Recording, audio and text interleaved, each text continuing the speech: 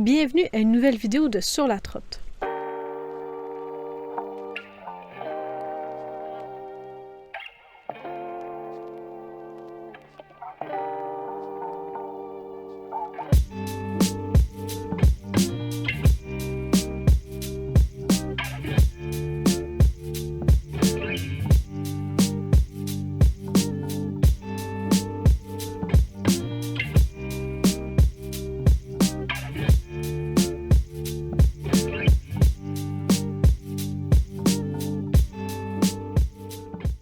On est désormais arrivé à Lopburi après environ 3 heures de train qui a relié de Bangkok à Lopburi. On était dans le train comme ordinaire, là, la base, en 3e classe, mais sincèrement, c'était vraiment pas si pire avec les fenêtres ouvertes, quelques fans, c'était agréable, puis surtout les paysages. Par contre, petite astuce, si vous montez vers Lopburi, essayez de vous asseoir sur la droite du train parce qu'on était assis comme du côté gauche. Puis tout ce qu'on voyait, principalement, c'était comme les grosses bases structures pour faire le train rapide. Le paysage était comme un peu plus défait. Puis en plus, aux heures qu'on était, c'est-à-dire le matin, on avait le soleil, c'était vraiment chaud, mais de l'autre côté, c'était un peu plus un paysage naturel qu'il y avait. On vient d'arriver au Nooms Guest House, c'est vraiment mignon. On a une des 3 chambres un peu style bungalow avec un petit jardin à l'arrière. Puis la propriétaire nous a informé qu'il y avait le Winter Festival qui se passait comme cette semaine. C'est tout un hasard, c'est une très belle chance aussi. Fait qu'on va aller voir ça en soirée. Mais avant, dans notre rue, le mercredi soir, il y a un night market qui se passe aussi. Fait qu'on est vraiment arrivé dans la ville à un moment extrêmement parfait. Quand on parle de Lopburi, on pense principalement à comme la ville des singes. Il y en a extrêmement beaucoup dans la ville, dont le temple des singes qui est reconnu pour ça. Mais au-delà des singes, il y a aussi de nombreuses ruines vraiment très intéressantes et historiques à aller voir. Par contre, depuis quelques mois, quand on lit en ligne, semble-t-il qu'il y aurait plus de singes dans la ville. Fait qu'on va pouvoir vous confirmer ça à la fin de la vidéo ou non, s'il y en a. C'était quelque chose qui nous inquiétait vraiment beaucoup. Puis s'il y avait eu autant de singes qu'il y en avait autrefois, je pense qu'on ne serait pas venu parce qu'il y en avait beaucoup qui étaient agressifs et pouvaient voler les appareils photo, tout ce qui brillait, les trucs de valeur, nos lunettes, ce qui est extrêmement important, nourriture, eau. En tout cas, la situation était quand même hors de contrôle, autant pour les locaux que pour les touristes. C'était vraiment pas une belle situation. Mais bref, pour l'instant, pas vu en fait pour se rendre de la gare au guest house.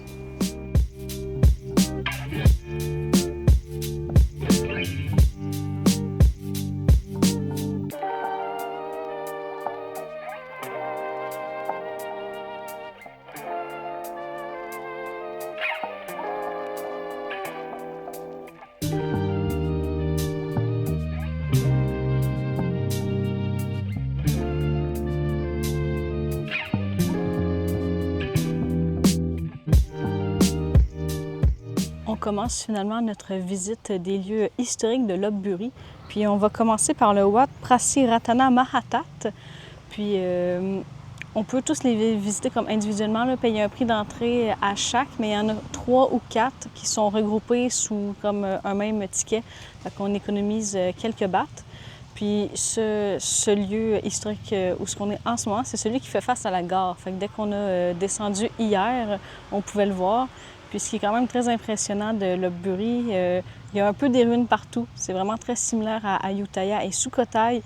Puis la ville ici serait plus vieille que les 2 autres, mais c'est vraiment agréable de se promener. On voit un peu des pans de murs, un peu des vieilles structures de temples, en tout cas. Puis pour l'instant, aussi, à notre grande surprise, bien, on le savait, mais là, il n'y a aucun singe. Fait qu'on va voir au Monkey Temple s'il y en reste, mais à date hier, c'était vraiment pas fructueux. Les singes qu'on a vus, là.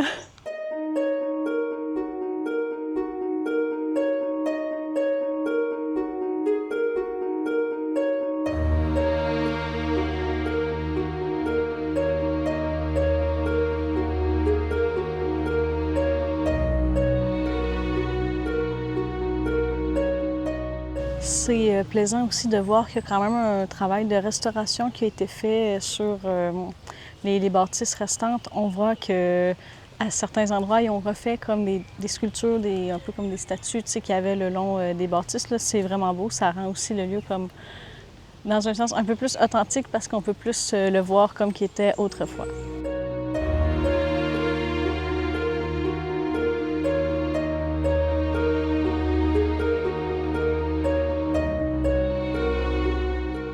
Pour l'instant, c'est vraiment plaisant. On est pratiquement seul sur le site.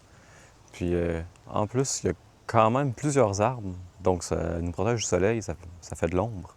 C'est très apprécié. La ville de Lopburi est un peu morte. Je ne sais pas trop pourquoi, mais il n'y a pas vraiment d'action dans la ville.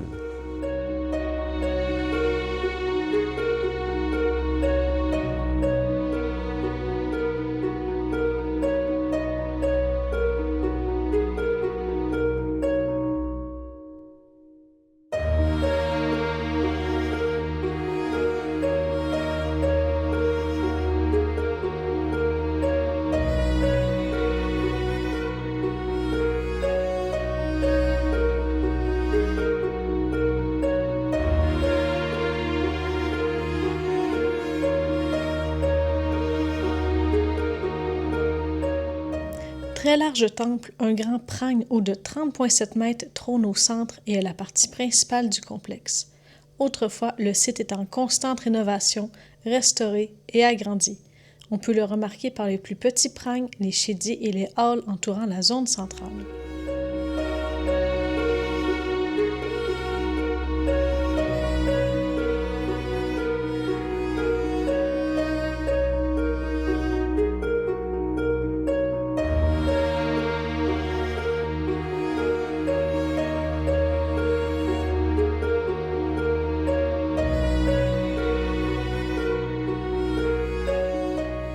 On a marché un petit 2 minutes, puis là on est rendu au Praprang Sam Yod.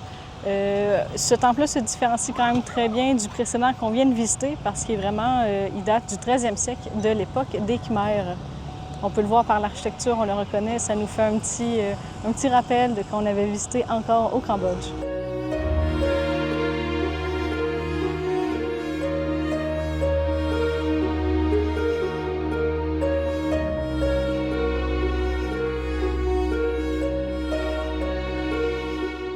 Le temple qu'on se trouve présentement faisait la renommée de Lopburi.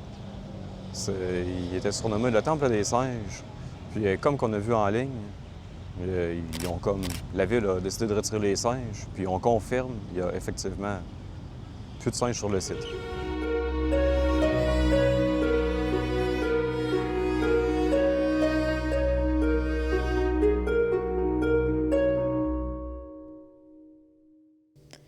Les 3 prangs sont connectés ensemble et il est possible d'y entrer.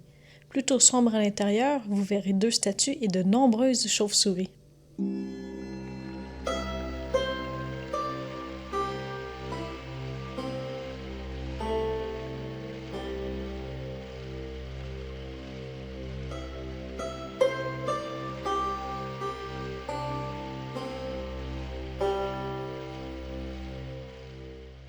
On est rendu au 3e lieu qui était inclus dans notre billet. Le 4e est à 3 km et des poussières du centre-ville.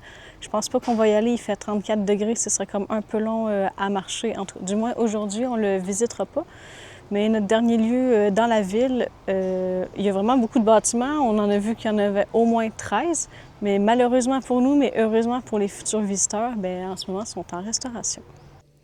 La maison Huichayen était la résidence officielle de l'ambassadeur français Alexandre de Chaumont.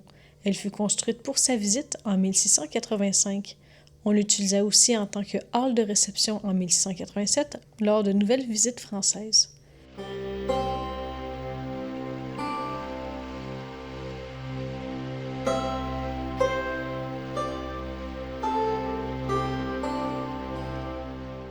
Le complexe de la résidence était parfait pour accueillir et divertir les ambassadeurs. Il y avait même une chapelle catholique.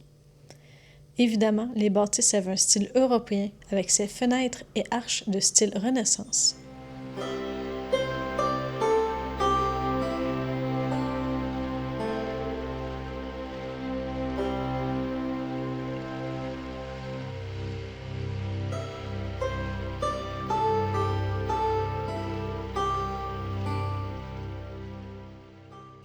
Le Winter Festival était très vivant. Quelle chance d'être sur place lors de cet événement. Pour à peine 1 $ canadien, nous avions accès au site. Ça grouillait d'activités. Manège, principalement pour enfants superbement éclairés, de nombreuses arcades et même des spectacles en soirée. Nous avons assisté à un spectacle de danse en l'honneur du décès de la reine. Ce qui nous a surtout fascinés était la section alimentation. Les food stands étaient abondants, les choix étaient variés, c'était difficile de décider où manger.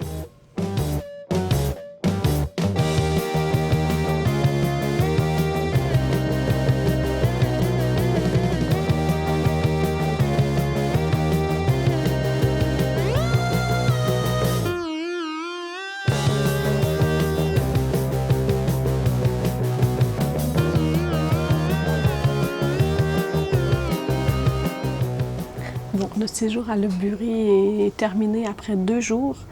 La deuxième journée, on n'a pas fait grand-chose. On s'est promené un peu dans la ville, mais il fallait absolument aussi régler le problème de où est-ce qu'on se dirigeait parce que aujourd'hui, en parlant d'hier, on n'avait aucune réservation. Fait que c'est ça qu'on a fait.